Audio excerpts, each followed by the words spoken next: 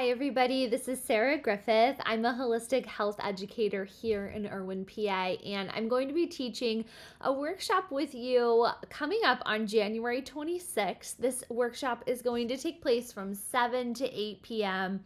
And this is on a topic that I feel really passionate about. The topic is holistic dentistry. And the reason why I feel so passionate about this is because several years ago, I went on my own journey to figure out what is holistic dentistry? Why does it matter? How do I even find a dentist like this?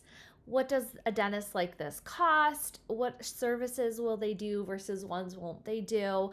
Can my children go to this? I had so many questions, and I wish that at the time, I wish that I had someone in the community who had already done the homework, who would literally just sit me down and be like, okay, here's what to expect. Here's what it costs. Here's what to ask for. Here's how to find a provider like this. And then also, I'm going to just have a conversation with you about different holistic products that I use in my own home for holistic dentistry and supporting my oral microbiome. I'll share with you some of the books that I've read.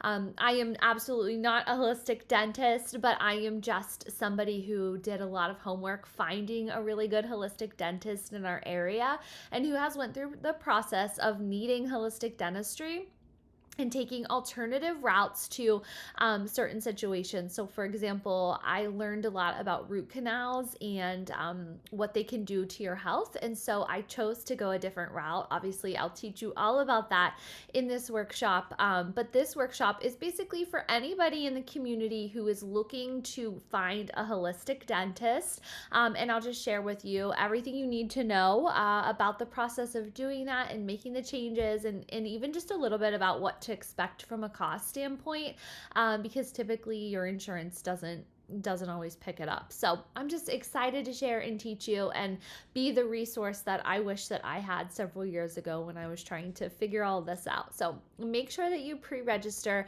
That way I know that you're coming, and I look forward to having you in the class.